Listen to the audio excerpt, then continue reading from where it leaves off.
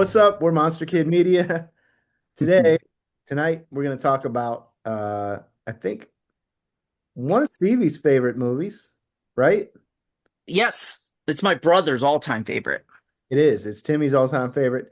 1973, The Exorcist, the original Exorcist film.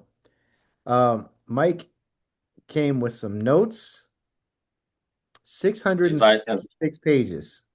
600, yeah, 62 pages. Oh, Uh-oh. so you guys excited? Mhm. Reagan's here with Captain Howdy. Yes. Okay. She's giving me the eye. I had to move Uh-oh. out of the monster room. It's too hot in there right now, so we're in the dining room. It's Sweating it out. just as scary. Okay, so let's just jump right in.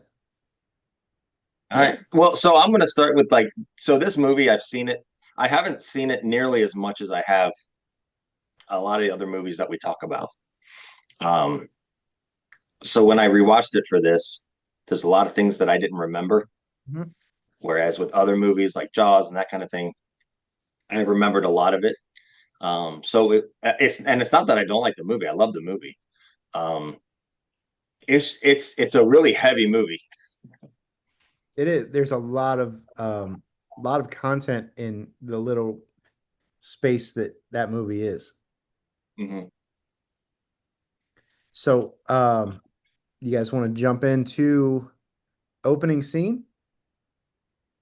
Yeah. Yeah. So we have to figure out right now if we're going to talk about like the original release or the re-release from 2000, was it 2001? 2000, yeah. The So I version watched the I've director's seen. cut. Okay. Um, I watched it twice, and then every time, so I watched it without commentary, and I watched it with commentary, and so I was able to kind of pinpoint and extract what was in the original and what wasn't. So my timestamps are probably going to be a little bit different for the regular version. Mhm. All my timestamps are for the um, director's cut, which I'll be honest, I don't know why you wouldn't want to watch it as just director's cut. Because everything that was added in, I think, is worthwhile. I don't think there's anything that was added in that shouldn't be there. Um, so, but right off the rip, it starts off different. Um, it goes to the house first. The house first, then the church, then it takes Hmm. you to Iraq. Iraq. Um, so that's cool. It kind of shows you where this movie is going to take place. Then it Hmm. kind of shows you what it's about by going to the church, and then it goes to Iraq. When I was a kid watching this movie, the Iraq scene was so fucking boring to me. Yeah. I didn't understand like what I was watching. Yeah. It wasn't until I got older that I realized this is an archaeological dig, and he finds this part of a statue. Hmm. I definitely appreciate it a lot more now. And I learned a lot diving into this movie about that. So they wouldn't let an American crew go over because tensions were high at that time. So they let the actor go over, and the country said, "We're gonna let you film here, but you have to use our actors besides the main character," which is kind of crazy. Like that's a ballsy move for that actor. Yeah, it is. No? Yeah.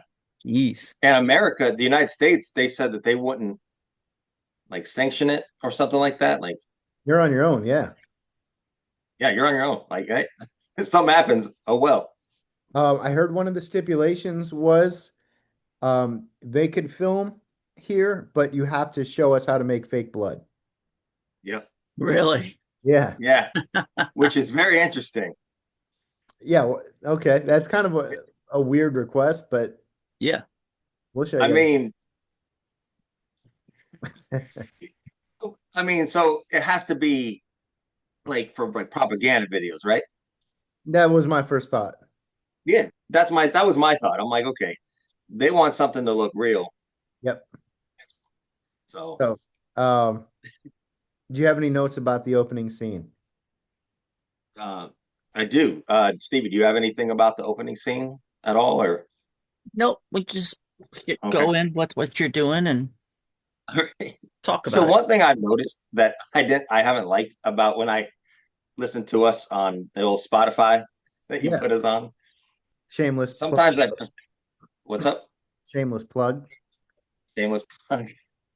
I hate that sometimes I feel like I'm talking over people. See, I just did it again. No, I talked over you that time.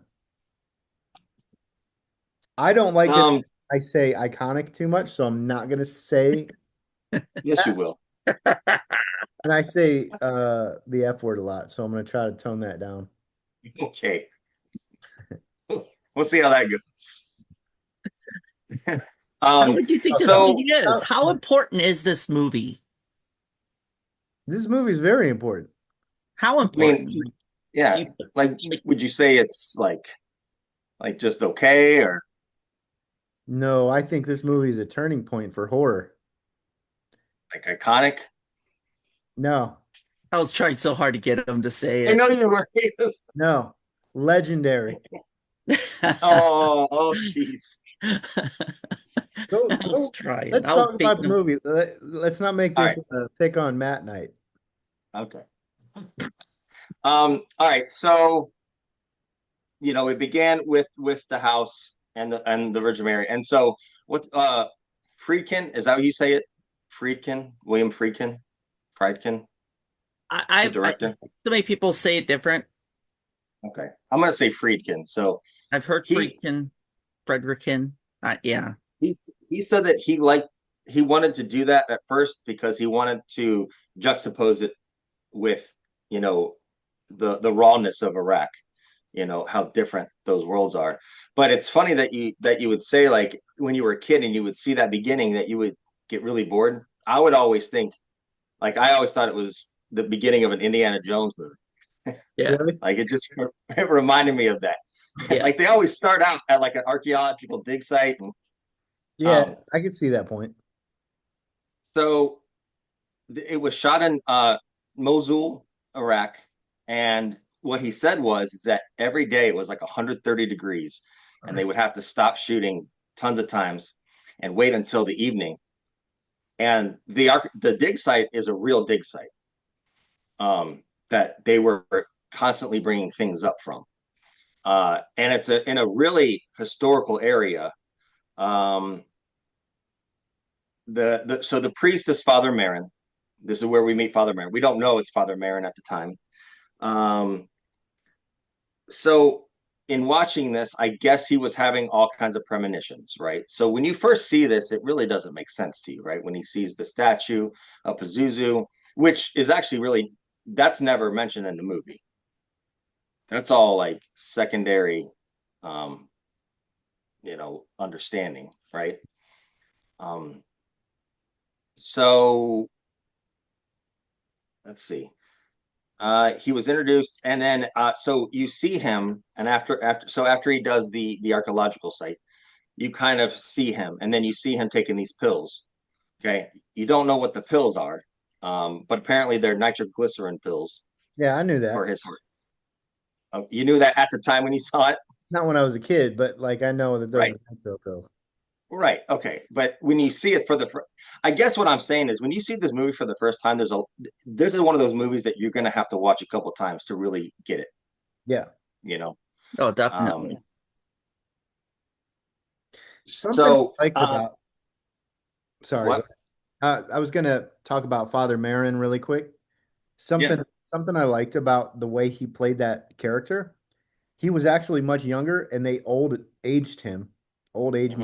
makeup him. Yeah, And like when they're down there in that dig, and he's like bending over, he's like doing all the old man things, and the way he Yeah. walks, like he plays the role. I didn't realize it was a young guy. I Never think he knew. was in his 40s, right? He was 43, I believe. Yeah, 42 or 43. I didn't realize that until much later that it was an old guy or a young guy in old person's makeup. But I didn't mean to step on your. No, you're good. It actually hurt him too in later roles, because everybody wanted to play that a role of an old man, and so it was hard for him to find rolls of his actual age. Oh wow. For life. So one thing I found out that was interesting is that this whole area of Mosul um, was back in like old BC, like 700 BC was the town of Nevaeh, and the town of, or Nineveh, I don't know, Nineveh. Um, they said that there were ruins of walls that were up to 20 feet high, and then it had multiple areas, and then there were some areas where the walls were 33 feet high and like 49 feet thick. And so this city was known as like a sinful city back in times. Now it's not biblical. This is part of the Mesopotamian mythology, not biblical. But so it was the capital of the Syrian Empire, and basically it was supposed to house evil kings, demons, murderers. They had like forced incest, and that's why like this dig was bringing up so many artifacts that were of like evil properties, I suppose. And then Pazuzu, which I learned a little bit about Pazuzu, that Pazuzu actually wasn't the worst of the demons. Pazuzu's had a sister, Lamashtu, that was actually a way worse demon, but I guess they went with the Pazuzu demon. And there's actually so the thing I thought was cool is that the Pazuzu demon is like a real demon, right? It's not just some made up thing for the movie. Yeah. It's an actual real demon. And there's actually a small statue of Pazuzu in the Louvre that you can go see. So it's like made Really? of steel that you can go see. They So probably picked um, Zuzu because of the serpent dick looks really cool. yeah, You know? yeah, I'm sure it had a like the look of Pazuzu is very unique, Yeah. very foreboding. But yeah, that beginning is always very weird, and the director said he did that on purpose because it's so different than when you come back to present day um, Georgetown. Um, so still kind of going on, yeah. Oh, so something happens, and it happens at the 8 minute 40 second mark. Um, there's a he's just walking in the town, and then there's a horse that almost runs him over, a horse and carriage that almost runs him over, and the old lady in that carriage, they did that scene like 8, 10 times. Well, that lady at the time was 109 years old. Hmm. And so, yeah. And like, she was really freaking out. And, they said that like a lot of the people in the town, they're not really extras. They were just kind of around. So it was really hard for them to film there. You could It's tell like how Jaws. annoyed she was. What's up? You could tell how annoyed she was. Yeah. Well, that was apparently one of the later takes that they used. Hmm. So she wasn't really annoyed. She was just really scared because every time the horse would like jerk, and she was getting scared that they were gonna wreck. So yeah, so that's basically the Iraq scene. It's really cool, like you said, to realize it wasn't a set, it wasn't fake necessarily. That everything there was based on some realism. I like it. Now let's get into the good stuff. Yeah. Yeah, let's get away from the boring Iraq archaeological dig. Um, I do like the part at the very end when he climbs up on the hill. I don't really understand. He says goodbye to his friends. Then he goes to another area and they come out like they're going to shoot him, but they recognize him. He waves. Then he goes up and he stands on this hill and he goes face to face with this Pazuzu statue. Mhm. And then you see like the dogs fighting and you could tell it's like a very evil place. But I want to back up to where he was at that archaeological dig. Something that really stuck with me were the sound effects when they were hitting the metal. What do they call that? Mhm. Like iron making, whatever. And it's very rhythmic. You know what I'm talking The about? welding. Yeah. No, they're not welding. It's they're like You're talking about when the guy had the sword and he was they're forging banging on it, yeah. forging it. Yeah, steel. Mhm. You can hear that ta ta ta ta ta ta ta, and that sound always gets into my head. It's like, all right, enough is enough. But it gets you kind of like amped up. And I'm sure that's the reason they put that sound effect in there to kind of heighten your senses, Mhm. you know? So he also explained that those dogs, they represented the dogs of war, and that when he's staring at Pazuzu, he knows. So essentially, what he was saying was he knew that he would have to go back to Georgetown, and he was going to have to fight him again, and that's what that was that whole meaning behind it. He That's what he knew was going for. he was about to get into it. He's about to get into it. That dog part always would make me jump because it like how it's so quiet and everything, and all of a sudden you just Mhm. it's like especially in surround sound, it was just and you're not expecting it at all. Yeah. I hate it when dogs fight. Makes me sad. So let's get to Georgetown.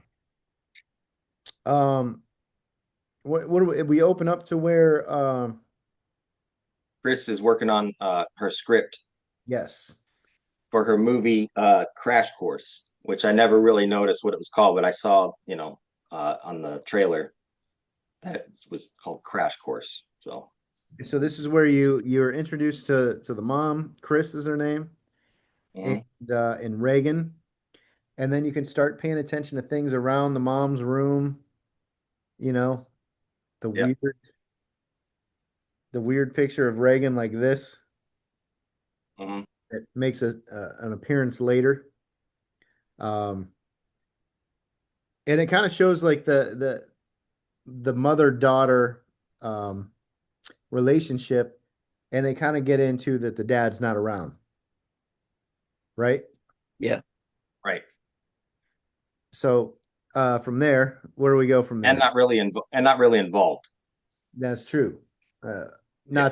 not to fast forward, but Right.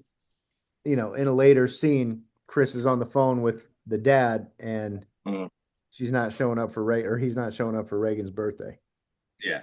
And then I have something to talk about with that, but we'll kind of come back. All right. Um, so this is the first time you see Father Karras, and the first time you see him, he's in the crowd, Yes. like watching. It's a really quick picture or of him, and then it has that whole thing of the students, because back in those times with like Kent State and everything, the student riots were a big thing Hmm. for the war, and so that's kind of what they were going for there. Yeah. So it showed Father Karras, Hmm. who, and we talked about this in another episode. Father Karras is the son of um, Lost Boys guy, Michael. What's He's the dad, right? Yeah, the dad. I'm He's a sorry. dad, yeah. Yeah. Jason Patrick. Jason Patrick. He's the dad of Jason Patrick, who played Michael on Lost Boys. Let me, That's awesome. yeah, I digress. So he's watching this filming of this movie, and he's kind of Mhm. laughing, paying attention. I don't know. It's a chaotic scene because that's what they're going for. Yep. Um, and then it shows the relationship that Chris has with the director of the film. Yeah. What's his name? Bert was it Um, Bert? It's Bert. Yeah, yeah. Bert Yeah. McCracken. I have it here somewhere. I got it here somewhere. So, Just go with it. yeah. So this movie has a lot of cuts, and that made it hard for me to watch when I was a It kid. So does. I didn't really understand so much that they were filming. I didn't really know what was going on when I was a little kid watching the movie. I realized that later. But from there, it cuts to uh, a totally different scene. But it just kind of shows you Chris is an actress, Yeah. um, and she's a big named actress. Everyone loves her. Yeah. Yeah, Yeah. I a think lot. that's basically what they were going for. I think for the main thing there. Mhm. Mhm.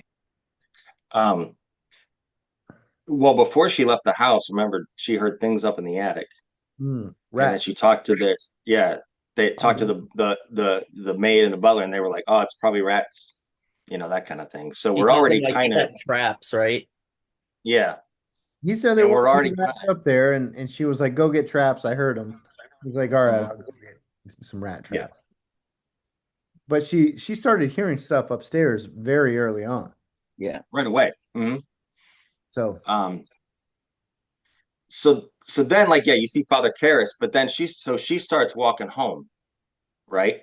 And this is the first time and it's so funny. We've talked about what music does, mhm. and if there's no music, it's just her walking on a normal street on the sidewalk, and it's nothing. But then they introduce the Tubular Bells music right away, and it changes everything, Yes. right? Yep.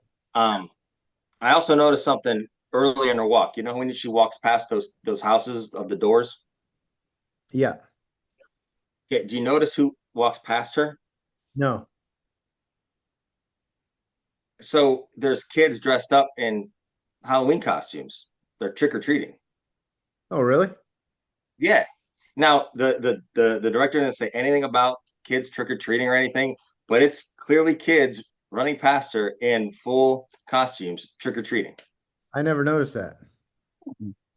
Yeah, and there's no mention of it at all the rest of the movie. You don't see anybody else, and that kind of made me start thinking about Reagan. Okay, she didn't really go trick or treating. So, I mean, does she not like really have friends? Is she kind of isolated? Which kind of bring a whole nother thing. Um, but then that saying that they say about Samhain, with Halloween is that's what where the bridge is most open, the gap between the dead and the living, right? Yep. Yeah. So I started kind of thinking like, okay, well that now this is the time that a demon can come through the easiest. Um, it was never mentioned at all, but I just thought it was something cool to see. That is cool. See, I never noticed it before. Hmm. While we're talking about the bridge between the living and the dead, I think from there it goes to the Ouija board scene, right? Um, Pretty close. So so then not yet. doesn't it go to like her complaint, like wanting a horse? She went and saw horses and stuff and was all in love with the horse and begging for one for her birthday or something. Hmm. Yeah. And then she steals some cookies from the cookie jar and they tackle each other. Yeah, just kind of showing the dynamic between the mom and Reagan. They're being Hmm. playful and stuff. What a Yeah. spoiled ass little brat. A horse? Yeah, right? Yeah. What? Who Yeah. wants a horse for their birthday? Right. Get the fuck A out of here. an actress's daughter. Yeah. Right. That has butlers and maids in the house. Yeah. Yeah. So when Um, she steals the cookies and they have that like little wrestling thing, it's kind of a uh, what do they call it? Foreshadowing. Foreshadowing.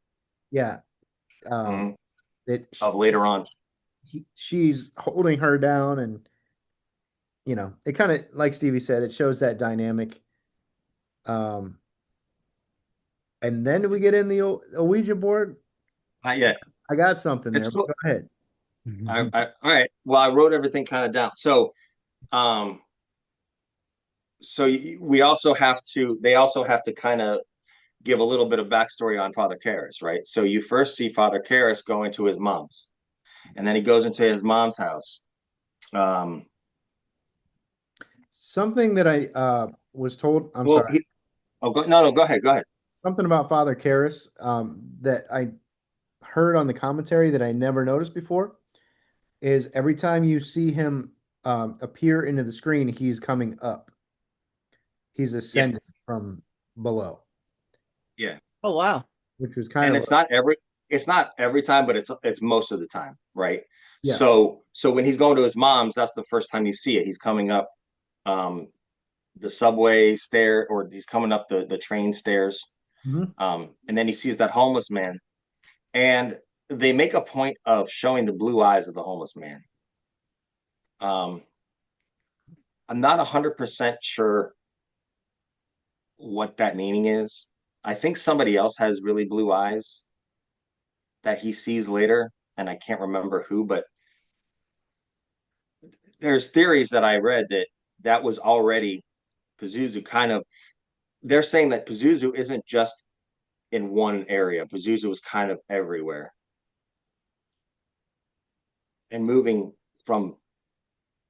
and it was kind of about him It's kind of about Father Karras more than anything because he was struggling with his faith, He was, right? and Chris, well, Chris didn't hear that, but Chris walked by those two talking, and he's actually a counselor to help other, um, what are they?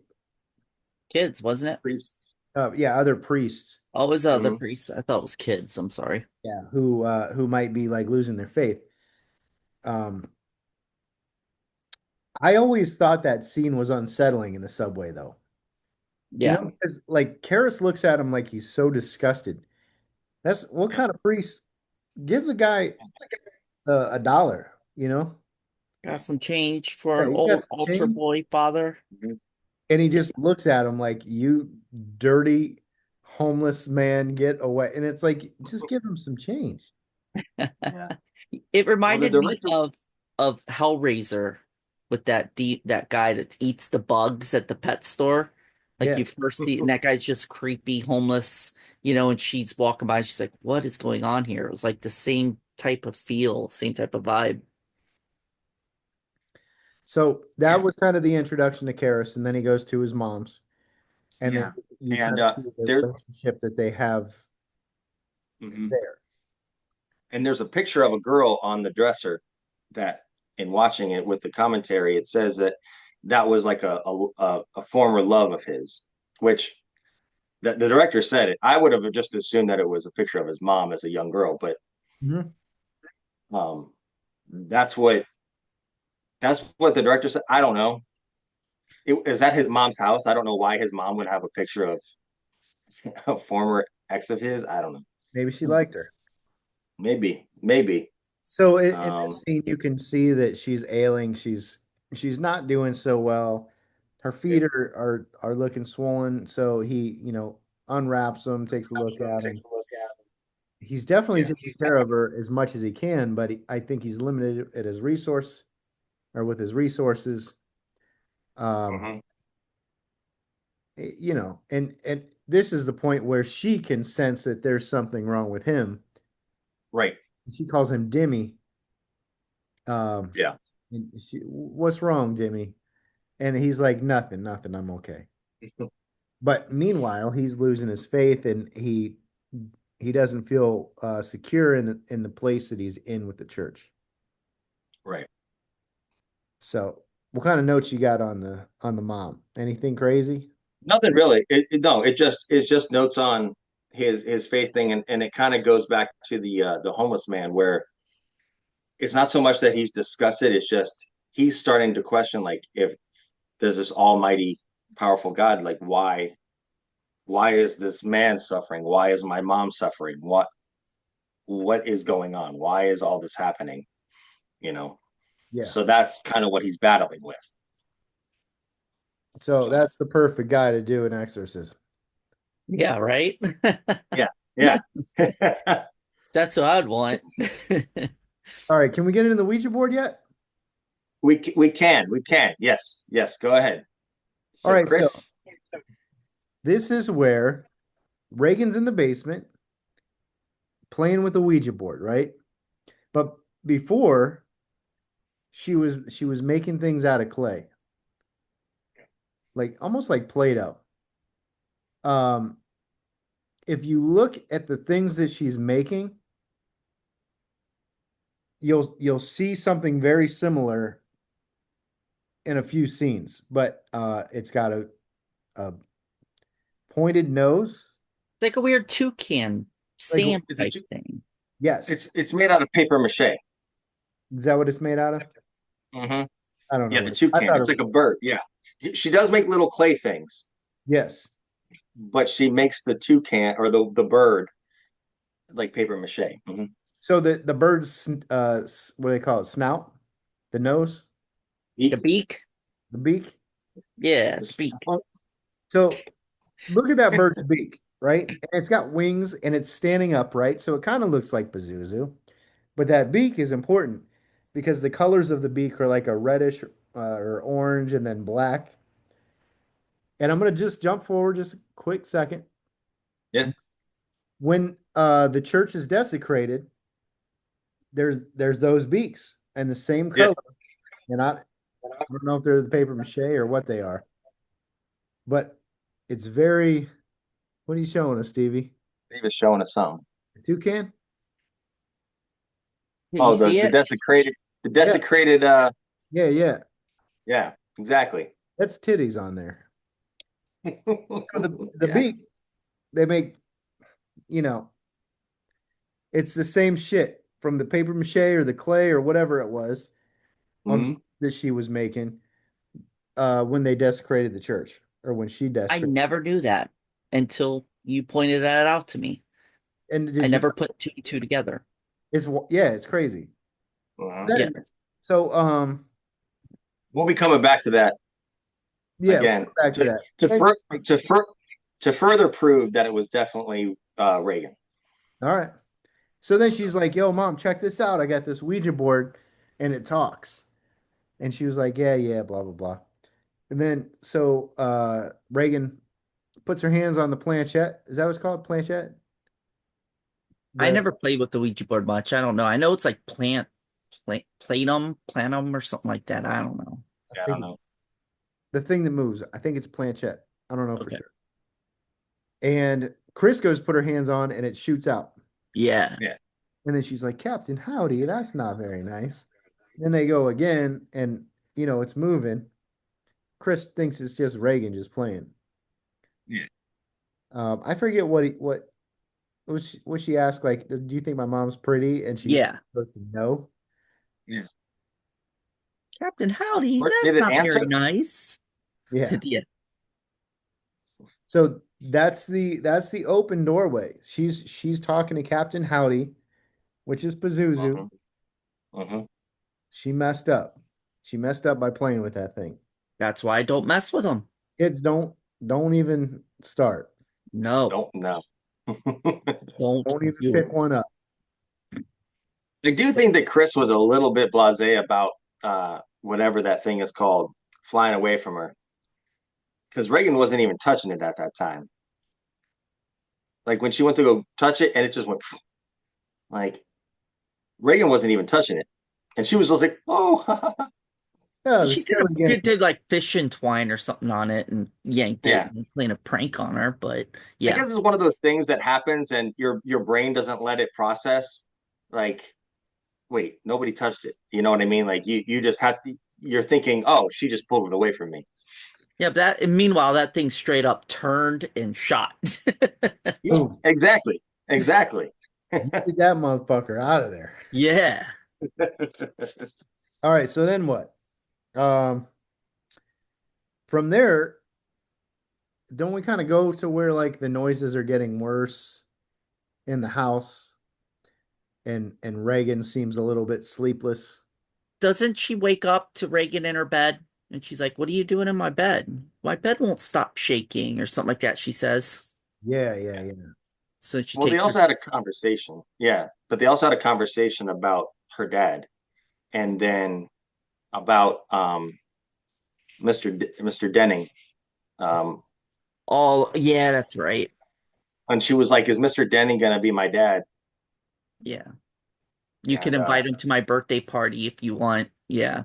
mhm, yeah, So coming from like a and kid, so that's probably like I don't know. There's probably frustration there on Reagan's part because she thinks Chris is trying to replace her dad. mhm, Reagan still wants her dad in her life. And Chris kind of shuts it down. She's like, "No, we're just friends." But you yeah, know what that means. That was all soap opera drama to me anyways. I want the scary, the horror stuff, not the who's banging who, Yeah. you know. yeah. I But always it was thought, good because it was all leading up to this all these things that were kind of festering within Reagan. mhm. Um, that the demon was able to kind of manipulate. Do you remember the movie Arthur with Yeah. Dudley Moore? Uh-huh. That dude looked just like him to me, He, he does. He looked a lot like him. especially Yeah, when he was like drunk. yeah, good call. Good call. So yeah, so she's got frustrations that are building. Yeah. She's sleepless. She's restless. Her bed is moving around, so she climbed into bed with Chris. Um, Chris got a phone call. Well, so right before that scene, you see Father Karras for the first time come out to Father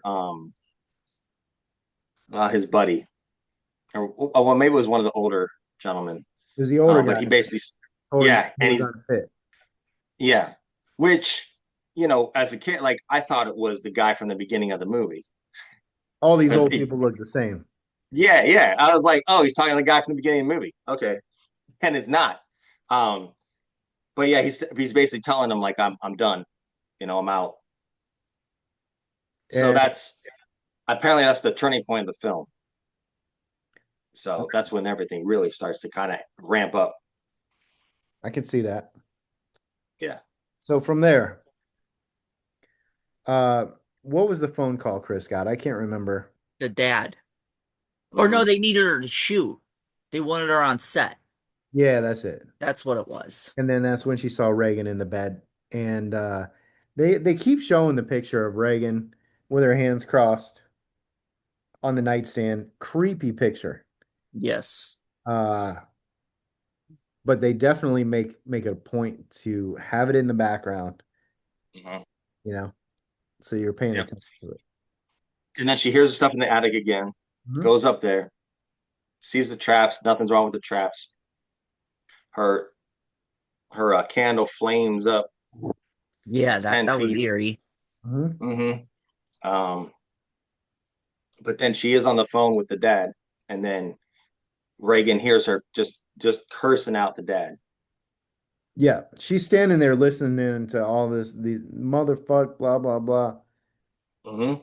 and she's definitely taking it in. So I know, I Yeah. say fuck a lot. It makes you iconic. An iconic word. It's not a iconic word. Oh, So yeah, so right after that, so now we're pretty much we see just one of the priests go into the church now, and then that's when you see the desecration of Virgin Mary. Who do you? And in the regular version of the movie, that's the first time you see the Virgin Mary. Yeah, because they don't show it in the beginning. Right. So who do you think did that? Um, it was definitely Reagan. So do you want me to jump ahead? No, we're here. Let's go. Okay. Well, no, let's go ahead. Let's keep going. All right, We jump around too much. We got to stay focused. we'll hit it. So, um, so all right. So then Reagan just starts getting worse and worse, right? Hmm. And so now she takes Reagan to the doctor, and the doctor they're prescribing, and Reagan's getting more and more agitated, and not like the girl that you see at the beginning of the movie. She's like, "Get off me," that kind of thing. You know what I mean? Yeah. Yelling at him. And then there's a deleted scene here with the doctor. Do you guys see that scene? I don't know. Describe it. So number one, that doctor's office is awesome because it's very 70s. It's got like the orange, is it orange doors and blue floor, or is it blue doors and orange floor? One of the two. I think it was Orange Door in the Yeah. before, And but yeah, it's very 70s. yeah, it just And he looks awesome. smokes in his office. Yep, yeah, there's you know, Yep. um so this whole scene where he's talking to Chris is cut out, and he's like, we're gonna prescribe her Ritalin and that kind of thing. And this wasn't a thing that was really a big thing back then. Um, but then he tells Chris, he goes, you know, as I was examining her, she yelled some pretty serious obscenities at me. Mhm. And Chris is like, huh? What did she What's she say? say? He goes, things that little girls shouldn't be saying. I can't say it. She's like, well, I need to know. Do you guys know what she said? Yes. Oh yeah. Get your fingers away from my C word. I see you next Tuesday. Yeah. I was gonna yell beep when you got to that part, but There you go. you stopped it. You could beep it out, right? Yeah. Um, yeah, you can say the F word all the time, but that nope. Nope, that one's crossing. There's certain things you don't want to say. That's crossing a line. So I had a little issue with that scene because when he told Chris laughed like she thought it was funny, Yeah. and, and that was weird. I was like, why would she be laughing at that? Like, you Well, would she think wouldn't that she would expect be for a little girl to say something like that. It was shocking. right. Yeah, I mean, I guess it's like jarring, but she knows that she's definitely there's something going on. So like for her to do something like that, she knows that's not her little girl. So I would think that would just even get her more, I, you know. I think it was more of a, so much is going on. She's really starting to get like, messed up, nervous about it. And that Yeah, little thing. Have you ever been like that where like you're so stressed out, so bummed or whatever throughout the day, but the littlest thing, the can make you laugh to get your mind off of it?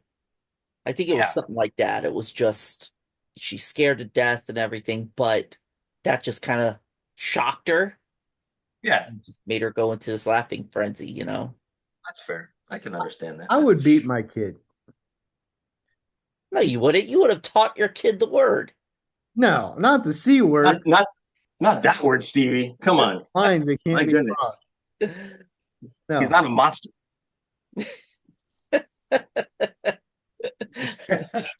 All right, my uh, bad. so then they leave the hospital, and now you go back to Father Karras. You meet Father Karras's brother, Hmm. and his brother basically gives him the third degree because they can't, his mom got real bad or something, and they couldn't take her to a good place because Father Karras, uh, was he supposed to be like a, a, an actual psychiatrist or a lawyer or something? I thought it was his uncle, his mom's brother. Is it his? Is it his Yeah, uncle? Oh yeah, you're right. yeah. You're right. You're right. You're right. I was wrong. Yes, it was the mom's brother. And I believe he's a psychiatrist.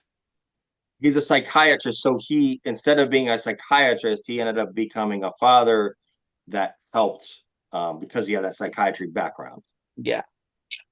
but he didn't get paid like a psychiatrist. No, they're fathers. They get, Yeah, right. it's just out of love. Um, and so he got really on him. He's like, "Well, this is the best way I can take her.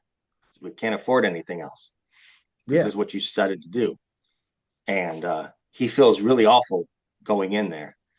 And one thing I read about was that they actually used real, like, kind of without them knowing, that there were real psychiatric patients there. Hmm. Like those weren't actors. Nice. Wow. Hey, 70s were a different time, man. Yeah, that's for sure. Yes. So As we like find out. they weren't extras. They were, you could just see the people who were kind of crazy. Uh, Mm-hmm, they were just kind of filmed mm-hmm. without consent, but they played really good roles. I'm sure all Yeah. they wanted was a Pepsi. Suicidal. Just one Pepsi. Just one I'm not Pepsi. crazy. You're the one that's crazy. We're getting off track. Sorry. So, mom turns her back on Karis. Demi, how could you do this to me? And then like Yep. kind of turns away and won't talk to him, won't look at him. Right. Right. And that And kind of, it really gets him. yeah, it you can tell how much it really bothers him. Can I Yep. add though, you can also, I mean, I don't know if you guys got this vibe or not, but that scene, I got the vibe that the uncle was he seemed really shady.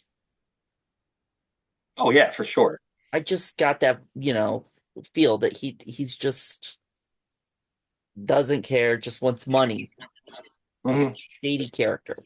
And he's let it all go on his nephew's shoulders, like kind of putting him under the bus. Oh yeah, for sure. For sure. I mean, he was the one that was there wrapping her feet. You know, the Yeah. uncle wasn't there. So I don't know. It sounds like it was just they didn't have the money and that's where she ended up having to go. It just kind of sucks. Those places are awful. Yeah. Yeah. I mean, you could tell she was, she would be in and out of dementia probably, and that kind of thing. Not understanding really what was going on. Um, so yeah. So what's So after that? so now the mom has a party. Oh, I like the party. Party the party is weird, man. I usually just let the party kind of go. Um, but this time, and I told you that I'm watching these older movies now, and I'm getting them in 4K and like watching them with the subtitles, and you pick up some weird stuff from these movies and the subtitles. Something I didn't realize until I watched the commentary. Mhm.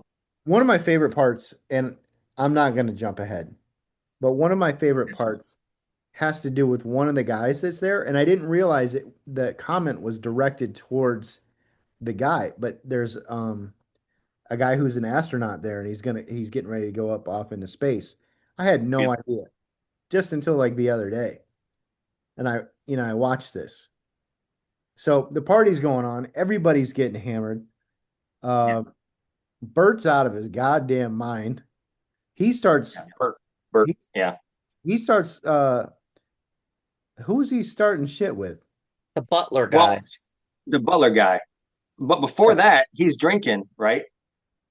And I told you to watch what he says about what's in his drink. He goes, there's alien pubic hairs in my drink.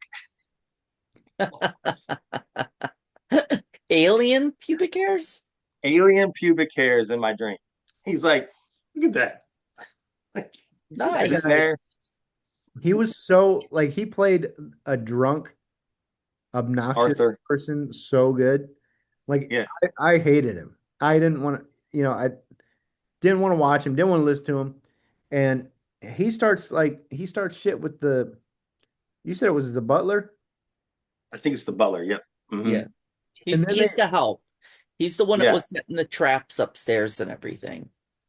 yeah, Yeah. I can't remember exactly what was said, but I think they get He was, close to like throwing hands. Yeah, it was yeah. a So he racial was thing. talking about that he was like somewhat a part of Goebel. Goebel was, so as a kid you would have no clue about this, but Goebel was, I believe, I'm probably wrong on this, but he had something to do. He definitely had something to do with the Nazi Party. Goebel, I believe, had something to do with maybe cinema, and that's why it would make sense that he would talk about Goebbels since he was The part of director. the movie, and he was calling him a Nazi and all that stuff. Um, and one thing that I kind of picked up on why he was being that way is that I think that maybe the demon had just kind of, again, I think we're so focused on Reagan. I don't think the demon was definitely in Reagan, but I believe that the aura of the demon was definitely everywhere. And I think that the demon could definitely have caused that kind of chaos to happen. Um, You don't think it was all the drinks he was putting down? no, it was definitely part of that. Yes, for sure. For They sure. didn't seem too surprised by the way he was acting either, though. He seems That's like he true. was kind of that type of a guy anyway, especially after he got some liquid courage. The fucking Yeah. ass. Yeah. But it definitely got you very like it was very chaotic. You know Yeah. what I mean? And it kind of heightened. You're like, oh, okay. Like you're already kind of on the edge of your seat, and this is supposed to be just like a party, Yeah. and you know, it gives you that not I started thinking of the movie Mother. I was like, Oh God. nothing will ever be like that. But It kind of reminded me when Monster Kid Marcus and Monster Kid Rudy threw down over oh man, what was it, Xbox? Some Xbox no, I game don't know. Probably Xbox or PlayStation.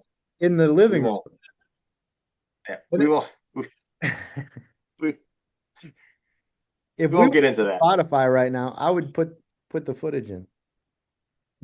Yeah. Because I grabbed my camera. I'm like, these two fucking idiots. Let's go. Let's film this. They're not just two idiots. So, so from there, they kind of He break doesn't even realize it. That's the best part. what? You. What'd I say? No, you're just like these two fucking idiots. Oh, You told us you were gonna cut down on your F words. It was a pretty iconic fight. you know what? Uh-oh. If I could talk without you talking over me, maybe I wouldn't say fuck so much. So they break the fight up, right? The fight gets broken Yeah. up, and then they kind of Reagan's is she in the bathtub? Does mom go upstairs to the Well, bathtub? they kick Bert out. Yeah, Bert, get your fucking drunk ass out of here. Yes. You're just talking nonsensical Yeah. bullshit. We don't That's have the last time anybody sees him alive. Yeah. last time you're getting invited to any parties, Bert. Yeah. Yep. Okay. Reagan's in bed. Yeah, okay. Reagan's in bed with her eyes closed, and she goes to give her a kiss, thinking that Reagan's asleep. That's And then it. she leaves, and Reagan opens her eyes. Yep. Yeah. Then Chris comes back down to the party and they're playing a piano and everybody's loving everybody. It's like a big hippie fest Yep. and singing. And then all of a sudden, one of my favorite parts of the movie, Reagan comes downstairs and stands there right in front of the astronaut, which I didn't realize why she was saying what she was saying. I just thought it was hilarious. I just thought, Yeah. yeah. Yeah. Go ahead. And says, "You're all gonna die up there." I didn't realize she was directing that to the astronaut and they're going up into space. I just Yep. thought she was saying some funny shit to the partygoers. You're all gonna die up there, And then pisses on the floor on the rug like a dog. Yep. Yep. And that I don't know why I think that's so funny. See, I always thought when she came in and said that, because we saw the beginning in Iraq and the priests and stuff, I always thought that guy playing the piano was just a priest and he was going to some other country for something. And she said, "You're gonna die up there," like wherever it is he's going. I never caught that he was an astronaut. Mhm. Yeah. Never caught See, that. I Just thought thought it was that.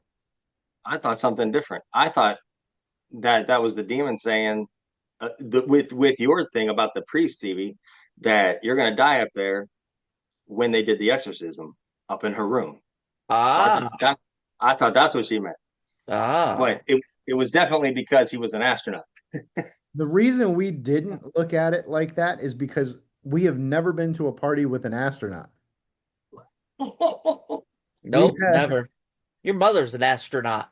we have a bunch of regular friends that come to our parties. Nobody's up in spaceships. Bunch of blue collar workers. Yep. Yeah. Bunch of fucking idiots. This is on the floor, and Chris is like, "Oh, Reagan, are you okay? Blah blah blah. I'm so sorry. She pissed on the floor." And then takes her back up then she takes her up to the bath, yeah? Yeah. Yes. She's Yeah. like petting her head. Yeah. And this shows that there's still like Reagan's still there sometimes. You know what I mean? But the demon is coming out a little bit more now, Mm-hmm. where she's doing things that she doesn't realize at all now. So that's happening a little bit more. And then that same night after the bath, that's when you really start to see the very first real thing with the bed. It's all jumping up all over the place. Yeah. Still nothing crazy, but the bed, I mean, the bed part was, very, very tame. Yeah. Yeah. So then Chris starts taking Reagan in for these tests, right? Well, before that, though, they go back to Father Karras, Mm-hmm. and Father Karras has a dream. So basically, we find out Father Karras' mom had died at the party when she's talking.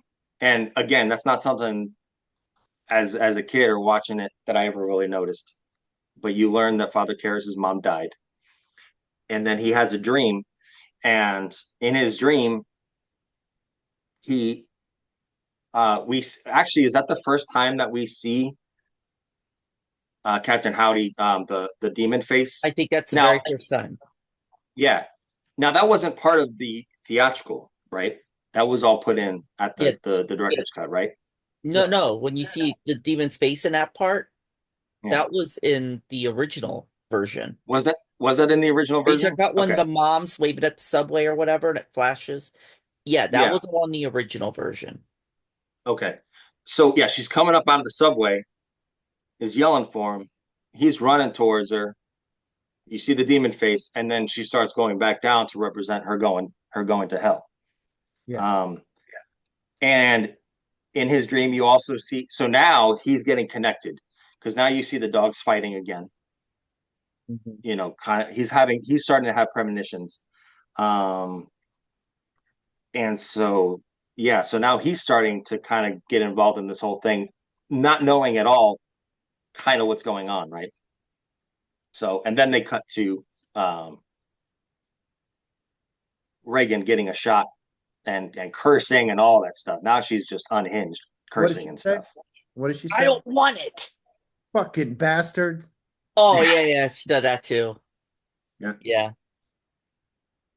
Um, Uh, Is this the so part where they do it always made me cringe, but the spinal tap or whatever?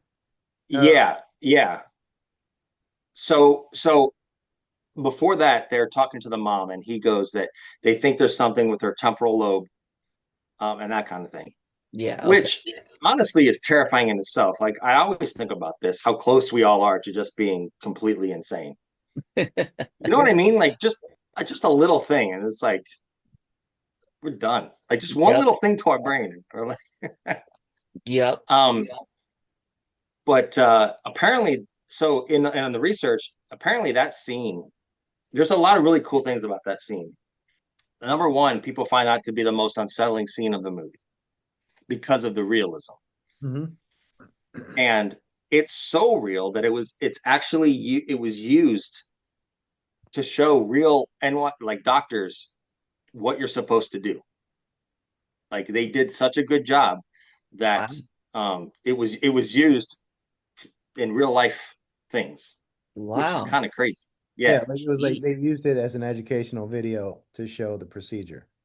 yeah. And then I started thinking, I was like, well, that kind of makes sense because if you're having a real procedure, you're probably not going to have a bunch of cameras up in the, like especially back then, because like they didn't have cameras like they have now, right? So, Yeah. you had these little tiny cameras just everywhere. So that kind of started to make more sense. But I thought that was Wow. really cool because those weren't actually, I don't think that they were all actors. I think they were all actually doctors doing that scene. Now, I do have are you talking about the one No, guy? no, you please go ahead. I want you to do it because I just found it out. So there was one of the orderlies. It came in, he has like a leather bracelet on, and it's very noticeable. You see it. It's a leather bracelet. He was in William Fredricksen's movie before this, Cruising, which is a whole nother crazy movie with Al Pacino. But it dealt with the shady side of New York City in the late 70s with the guy on guy and going to clubs and stuff. And this guy was actually part of that scene in New York. And that's why I hired him to do the other movie. So he came in and did this little part. And didn't he end up killing someone Hmm. Um, in real so life? his name was Paul Bateson. Bateson. See, I don't have this much detail, but I got just a little bit. He was accused of murder. And they think that he did other murders. Like they basically think that he was a serial killer. Serial killer. Yeah, Kind it's of crazy. crazy. Yeah. Yeah. I knew he like they thought like he was in trouble for killing someone, but I didn't know about the Mhm. serial killer part. And also Yeah, that they whole think that he was. backstory of the crazy sex stuff in New York, Mhm. Seemed like a crazy. nice guy. I highly recommend if you ever want to feel utterly uncomfortable watching a movie, if you've never seen Cruisin', check it out. It's a good movie, but it's crazy. I might watch that. Al Pacino was awesome in it. So Wow. the Right. problem that I have with this movie is there's so much jumping around and so many Mhm. different scenes. It's hard for me to remember what's next. And that's a big part of why I asked Mike, like, listen, you're gonna have to lead this because after that, after the testing, like I can't think of what's after that. Well, don't they take her home? Mhm. And that's Yeah. when she's like disappeared for a minute. The girl that's like take wasn't she taking care of Reagan or something? And she went to Mhm. go get the medicine, Yeah. got in trouble. So uh gosh, is this the scene? You don't um so this is so yeah, when they take her home, this is really the first time that you really see the effects of the demonic possession, where her teeth are now getting yellow. Um and she you see her scream, and this is that iconic looking visual of her with her head back screaming, and her eyes are like they're all white. Mhm. This is the first time that you see that with her yelling like that. Um, and she does say like F me, but it's it's not that scene yet though. But she does say that to them, and it's very quick, and it's not nothing else really happens. Um, I don't I don't think that that was when she comes back and sees and there's nobody there. I don't think that that's the part. Um, but it could be. Is it so? Is this the scene where you're thinking that Burke is killed? Yeah, So it probably is. Um, I think that this is probably the scene because she goes up and she just sees her by herself, right? She just hears the screaming and nobody's there. She can't find anybody. And then the lady says, "Oh, I left her with Burke and that kind of thing." And then you see Burke like, "Oh, that's right," because she's coming home and she doesn't. She realizes that she sees a bunch of police cars yeah. and doesn't realize what it's for. So this kind of brings me to something. Um,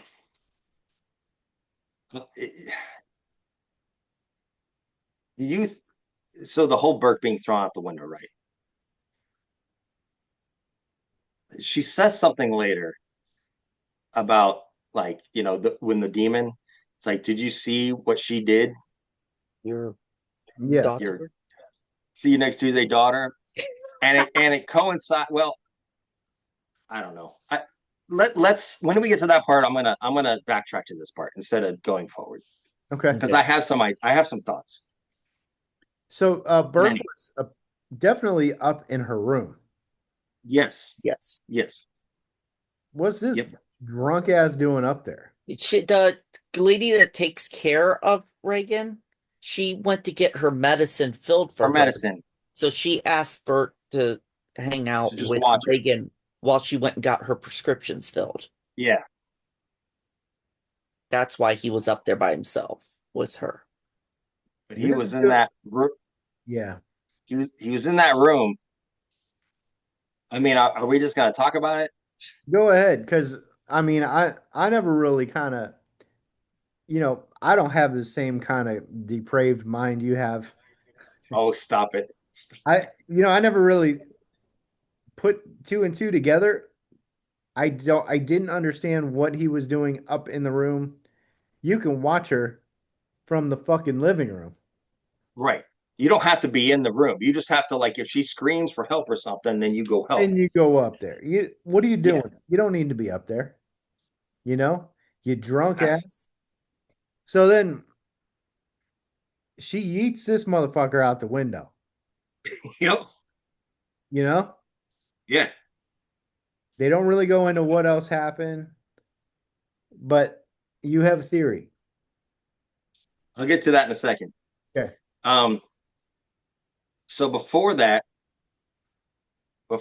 so now the mom is like completely losing it, right? Hmm. Because now she's definitely something's not right. So now they go back to the doctor, and the doctor's like, "We're gonna have to do," and I'm gonna butcher this word, a pneumoencephalogram, which I looked it up. It's basically taking like a drill into a person's skull, and then you drain their cerebral spinal fluid, and then you replace it with air, oxygen, or helium to outline the ventricles in the brain. And it's like a spine. It's basically like a spinal tap.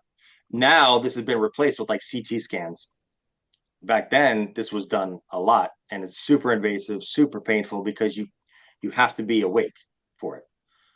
Um, so they did this. They still don't find anything. So then the whole panel of doctors is like, "Look, you're gonna have to just do more. You're gonna have to go to psychiatry, you know." Hmm. And they're like, "There's nothing else we can do."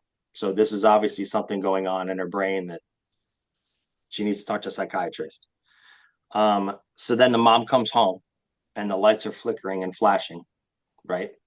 And this is the second time you see the demon face, the Captain Howdy face. Um, This one, when you see that face this time, that's the one that was released in the version you've never seen before, whatever. You okay, didn't see okay, it in the original one. okay. So then that was added. Um, and then she goes into her room. She goes into her room, and before she goes into her room, you see that picture of Pazuzu on the back of the door. A Hmm. big picture of Pazuzu that shows up. That's another one that was added as well. Like all the Yeah, times that you see these little things were added in the version that you yeah. never seen. And I believe at this time she's sedated. I think her window's open. So then she goes back downstairs, and they're just all talking. And then I know this part was added in. Probably one of the creepiest parts Oh, um, yeah. that I can't believe wasn't part of the original movie. But she crab walks down the stairs, spider walks down the stairs. Sidewalk, yeah. Yep. Gosh, man. Dude, I remember when that came out in the theater. Uh huh. I wasn't expecting that because I didn't know about it. And I was sitting like towards the back of the theater, and you just hear it like around the whole theater room, like boom, boom, boom, boom, boom, Mm. boom, boom, boom, boom, boom, boom. And it's like, holy crap. And it's like, ah. But yeah, that All in the sound, theater together. I think so. I feel like we did. I think so. That was crazy to see. It was so eerie, that sound, just hearing it all around you of her coming down the steps. That yeah, that was messed up. Oh, Love that scene. Yeah. Ugh. so So yeah, from right. there, where do we go from the spider walk? So now she goes to see the psychiatrist, um, and you see her face kind of. There's an overlay of the demon on her face, and she gets like the superhuman strength. Hmm. She's not real happy, so she takes her hand and just like lifts the psychiatrist Oh yeah. up by the nether region. This is where it starts to get crazy. Yeah. Yes. Yeah, Yep. Yes, yes. as if it's Um, not crazy enough. yeah. And we're only an hour into the movie, so there's a whole other hour left of this movie, right? Um, see you looking at the time. We're over an hour on the All podcast. right. So we'll speed up a little bit, but so then this is when you first meet Lieutenant Kirk Kinderman. Yeah. So an hour in the movie, you meet Lieutenant Kinderman, has been assigned to the case of what's his name of Burke, Hmm. and so he goes to see um, Father. Help me out. Marin? No, not Father Marin. The young one, Harris. Oh, Karras. oh, He okay. goes to see Father Karras. Father Karras is running around the track. They Yeah. talk. They talk. And it was funny because they had a conversation, right? And at first, he's telling Dr. Karras that, or Dr. Karras, Father Karras, that he reminds him of John Garfield, um, who played tough characters. Like I didn't realize what it meant, like when he's like calling him John Garfield or whatever. So I looked up Garfield, and he's known to play like tough characters and that kind of thing. Like And they Bruce kept Willis. talking, what's up? Like Bruce Willis. Yeah, yeah, pretty much. And then they're talking, and he's not like giving him anything, and he's not really admitting to anything or knowing anything.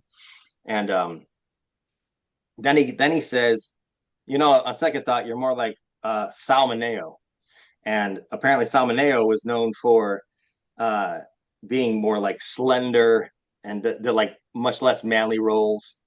And apparently, I looked this up. He was also a bisexual, and so basically, and then that's why he's like he laughs and he walks in. And so I don't know. I just thought that was one of those like little things that would go over my head when I Yeah. was a kid. When now, like I wouldn't know. It definitely establishes a relationship between those two. Mm-hmm. It's like a friendly ribbing kind of thing, you know. Uh-huh. Like it's just dudes messing with each other, uh, Yeah, and yeah, you can tell that there's a mutual respect that they both hold for each other. yeah. I definitely thought that that's what that was going for. That's why I kind of wanted to look it up. I was like, all right, there's a reason here, and why he kind of turned back and laughed and thought it was funny. Yeah, because he was asking, he's like, we should go see a movie. My wife doesn't want to go see movies with me. You know, come and watch movies with me. Yeah. He's like, no.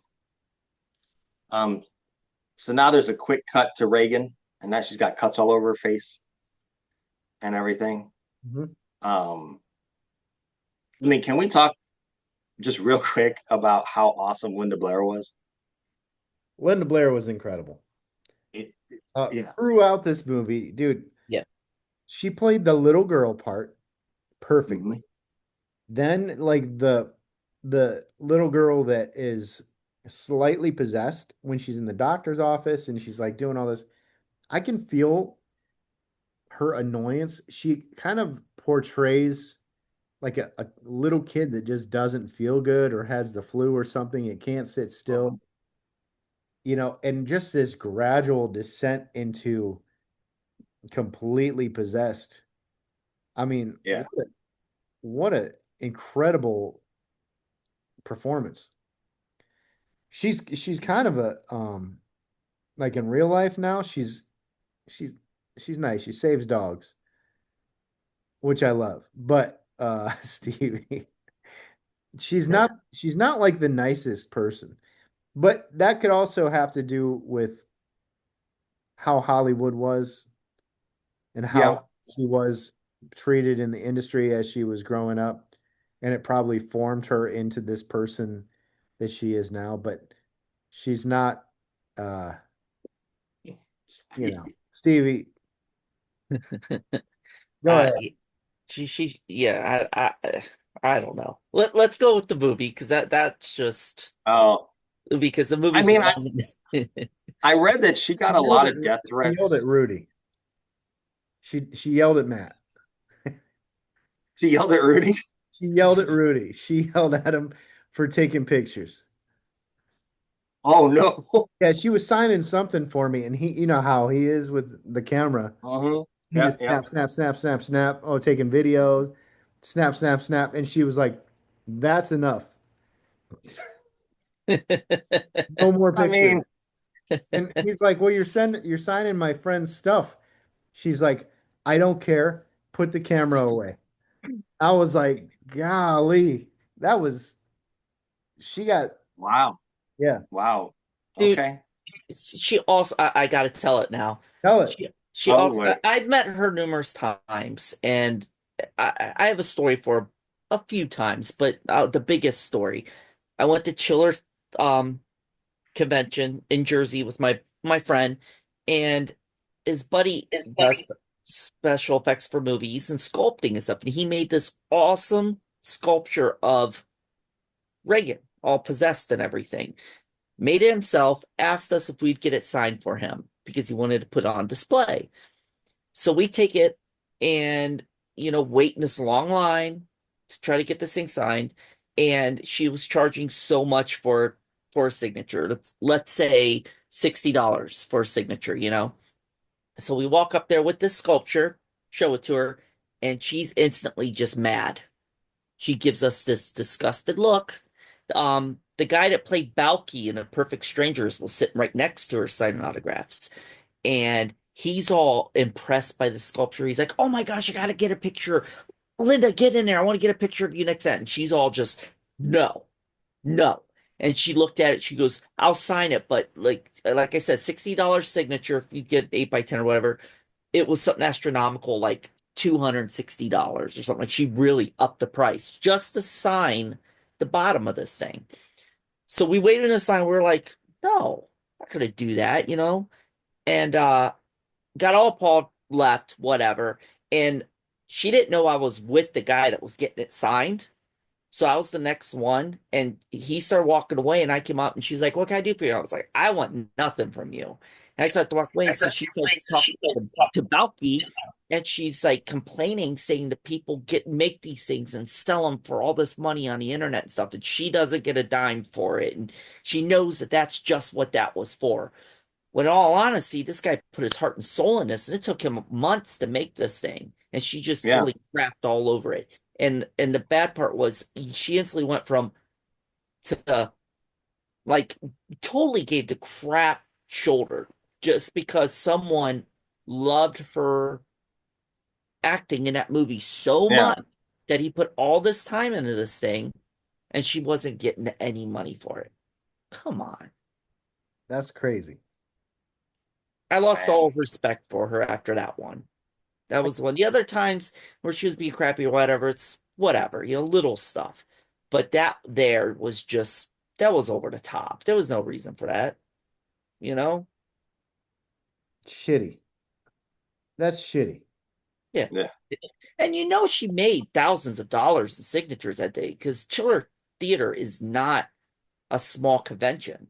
No, You know, that's a big convention. There's a lot of people there. huge. And her line was huge, you know, but she was so Hmm. afraid someone was going to sell this and make more money. That being said, her performance in this film was incredible. For Yeah. what was she like 13 years old? Yeah. You would almost say it was Legendary. She did an um awesome job. Her and Ellen, was it? I can't say her last name right. Sandwich. It sounds like sandwich. Is how it looks like sandwich or something. of her mom that played her mom. No, no. There was another lady that played Reagan when she Oh, right. said with like the That's real right. raspy voice. Like she was purposely smoking a bunch of cigarettes and drinking Jack and stuff just to mess up her vocal cords for this part. Like the both That of them lady's did. name So, that lady's name was Mercedes something. The oh, one with the vocal cords, her name was Mercedes. I don't know. Mercedes McCambridge. okay. Oh wait, the girl lady I said was from Evil Dead, isn't she? I I don't know, but My there was bad. an go ahead. Ellen that go ahead. I thought there was No, another Ellen who played there was Pazuzu somebody. or Captain Howdy's face. Yes. So I think I don't know if it was Mercedes that also played Captain Howdy's face, but there was also somebody that did the throw up parts for Reagan, and it Was wasn't Mercedes. So maybe it was who you were thinking of. was it not like Elaine Dietz? That sounds familiar. I think it was. I would have to look it up, but I think Elaine Dietz maybe played the face of. See how unprepared we are. That face there. Yes. Man, I should have wrote it down. My bad. Okay, it says Mercedes McCambridge did the demon, and it says Did the demon voice voice. in parentheses. Yeah. And I was looking for the other one. I can't find her. But go ahead now. Oh, Ellen Dietz is the demon's face. Okay. Uncredited, it says. And I think that she was also the one that did the scenes for the throw up and like Like some of some the of the other. over the top cussing stuff that Linda Blair I didn't feel comfortable with. think so. I think so. Because I have an 8 by Um, 10 signed by her as Reagan, and they okay. talk about her like smoking a bunch and drinking to mess with her vocal cords just to get Yeah. that Ate raw sound. eggs, that kind Yeah. of thing. All right. Yeah, Um, that was it. all right. So Sorry about that. so now they get back into so now the doctors and the psychiatrists, they in a very tongue-in-cheek way, they're like, there's really only one thing left for you to try, and that's an exorcism. And they're kind of saying it in a way that like they don't really think is going to help, but it's like they've exhausted everything. So like we might as well try this. Um, and yeah, so then Kinderman is still doing his due diligence of questioning. So he comes over and questions Chris. Um, and it's an interesting that's an interesting scene because between the two of them, right? And so it's almost like he keeps saying like, how could a little girl do that? You know what I mean? Like it had to be some kind of guy that could throw another guy out the window. Mhm. And meanwhile, you kind of look at her and she starts to kind of realize like, holy shit, it was probably Reagan, Yeah, you because she know. just saw it, or She just just saw saw her him. lift some dude up, you know. Yeah. And so now I think this is when she actually realized, like, you know what, it was her. Um, Can I pause you real quick for a second? yeah, Before this interview came on, she found a crucifix under Reagan's pillow, right. walks it downstairs to go talk to the detective, and sets it on the table. And then this is the crucifix that later makes a reappearance, and then a disappearance, and then a Yep. reappearance, and then a disappearance again. You know what I mean? Yeah, You know what I'm yeah. saying? Oh, jeez. Oh, we get it. Yeah. Oh, man. But so she brings it down and sets it on the table. Yeah, Then you don't see where it goes from there. So yeah. at some point, it floated, grew little crucifix legs, and ran up the stairs, or Reagan came down and got it, or it floated up there. You just gave me a whole new image with the crucifix with legs. All I'm thinking is, well, no, not that. I'm thinking of the beginning of movies when you go to theaters. Like, let's all go to the lobby. And it's Let's got just folks like up a walking. popcorn. I just see a crucifix doing that going, you know, what you're saying. All right, go ahead. Now, so this interview. Well, also before the interview, I should go back a little bit. The reason he's going there, he at the end of the steps, he finds one of those little clay things that she made. Mm. Did Yeah. and then finds out at the end of the stairs. Yep. Um, so again, that also brings me back to like a whole nother thing. Like, okay, so the dude had that in his hand. I don't know. I don't know. That whole thing is just very weird. But anyways, so he's questioning her and that kind of thing. And I don't know if he thinks it's her or what or anything. I don't know. Honestly, he probably doesn't know what's going on. But Chris definitely realizes at that moment that Reagan did it. There's no doubt in my mind that that's where she was like, "Yep, she did it." Mhm. So then once he realized, like when he walks over and he sees the drawings and he sees the clay sculptures, then he's like, it couldn't have been. You know what I mean? Like, Little girl, but yeah. everything's kind of, and he's still just trying to piece it together. Um, so then we get after he leaves, we get to the the crucifix appearing and disappearing scene. Yes. Her And little this is crooked where, legs and ran upstairs. so this is where her head Let's turns all go around. to Reagan's body. Let's all go to Reagan's body. It's such a crazy that so I don't want to skip over this. The way that they did this, and I've watched the behind the scenes, he, I don't know what they they could never do this now, and I would never want them to do this with a kid now. Right, Is Yeah. right. as iconic of a scene as it is, uh, That's where you're choosing that word, huh? it is so fucked up. Yes. Very, very. Then to have the kid like act this scene out. We're just playing. We're just, you know, that's some pedo shit, you know? Yeah, We're just gonna play a game. Motherfucker, maybe use the stand-in for this one. Yeah. yeah, yeah, You know, you got an adult that you're using for certain you could have done this with an adult actress. yeah. Because they didn't even show her face when that was happening. No. Mm-mm. So that could have been anybody. Yeah. So I mean, the whole part, not just the crucifix part, but then grabbing the mom's face and And saying lick me, throwing it whatever. there. Yeah. I yeah, agree she could have shot 100%. from behind, showed the back of her head. There was, and you know, There's no reason for it. I agree. there's no reason to have a little kid act that role. Um, Nope. I don't know. It just kind of shows you how fucked up Hollywood is. You know what I'm It, saying? Like yeah, yeah. adults making this adult movie, you shouldn't. There should never be a kid put in that position to where you have to act that role out.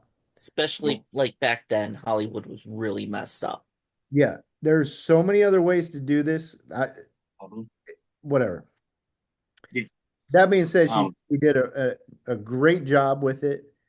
Um, I'm sure it had some scarring, lasting effects on her as a kid, growing up, and then realizing she didn't really realize what she was doing, but then I think once she understood what she was doing, it probably fucked her up a little bit, right? Probably.